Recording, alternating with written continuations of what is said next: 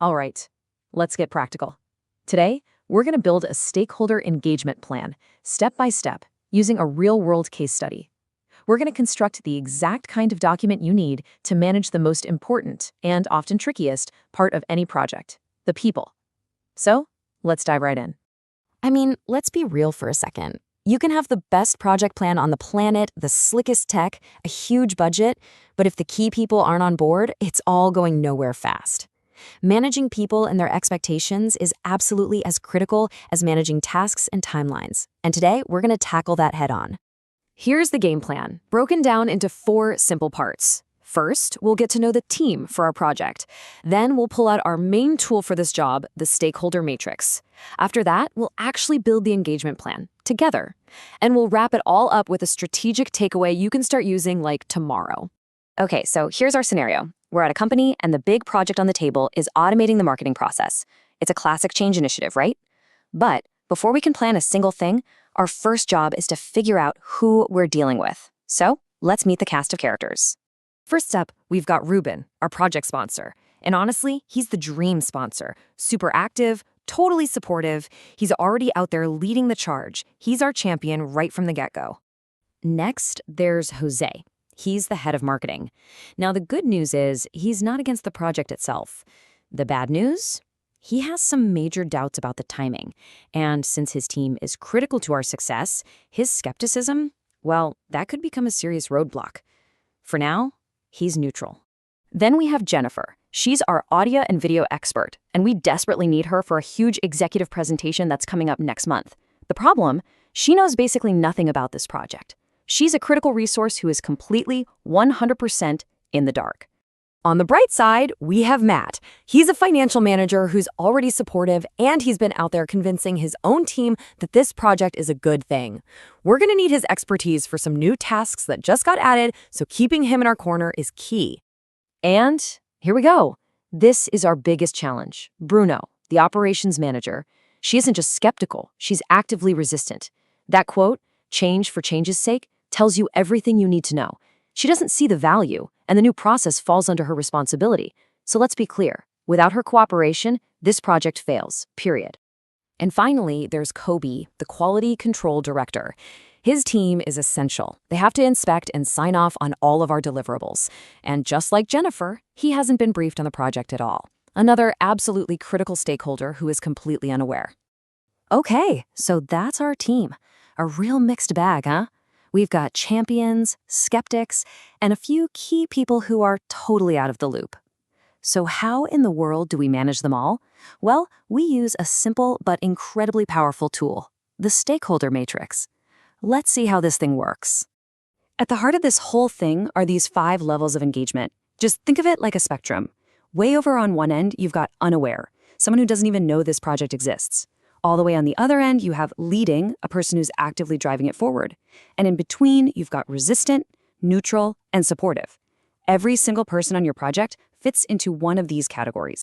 So how do we actually use these levels? Well, the strategy is brilliant in its simplicity. For each person, we identify their current state of engagement. Where are they right now? And then we define the desired state. Where do we need them to be for the project to succeed? That gap right there between the current and the desired, that's our playground. That's why our strategy comes to life. So we've got our players, we've got our framework. Now for the fun part. It's time to build the actual plan. We're moving from just diagnosing the situation to taking action, and we're going to create a specific strategy for each person. Let's start with our biggest problem, our number 1 hurdle, Bruno. She's actively resistant. She could single-handedly derail this entire project. So what's the move? How do we get her on board? Here's the play. Her current state is resistant, or R. Our desired state is supportive, S. Neutral just isn't going to cut it. So the strategy? We don't just tell her the benefits, we involve her. We're going to invite her to the process design workshops. This directly addresses her feeling that this is change for change's sake by literally giving her a hand in shaping that change. We're going to turn her from a critic into a co-creator. Okay, Bruno's plan is in motion. Next up, our essential but completely clueless experts, Jennifer and Kobe. We just can't have them in the dark, not with a big presentation and quality control on the line. So what's the plan for them? For both Jennifer and Kobe, their current state is unaware, U, and our desired state is supportive, S. The strategy here is direct and it's immediate. Formal project briefings. We need to get them up to speed, outlining the objectives, their specific roles, and the timelines. We need them engaged and accountable right now.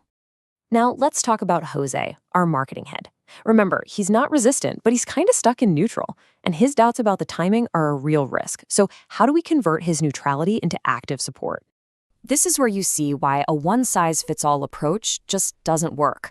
Jose's current state is neutral, N, and we need him to be supportive, S. So the strategy isn't some group email, it's a one-on-one meeting. We're going to sit down with him to specifically address his concerns about timing, show him the roadmap, and get him involved in the planning. It's about building his confidence. And there it is, the complete plan, the whole shebang. You can see we've also added strategies for our existing supporters. For Matt, who's already on our side, we keep him engaged by communicating changes early. And for our champion Ruben, who's already leading, we keep him there by involving him in key reviews and using his influence. You never, ever take your supporters for granted.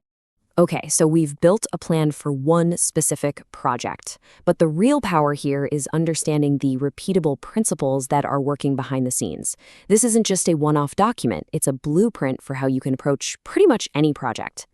So, what should you take away from all this? First, always diagnose before you act. Second, tailor your communication. What works for a supporter is not going to work for a skeptic. Third, build ownership. Don't just ask for buy-in. Fourth, actively maintain your allies. And finally, and this one is huge, learn to see resistance not just as an obstacle, but as a resource.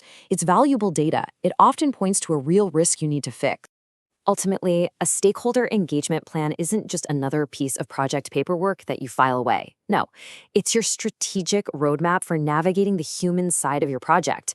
It makes sure that everyone is moving in the right direction together. And that leaves us with one last question, and this one's for you. As you think about your own work, who are the key players in your next big project? Who are your Rubens, your Brunos, and your Jennifers? And what's your plan to engage them?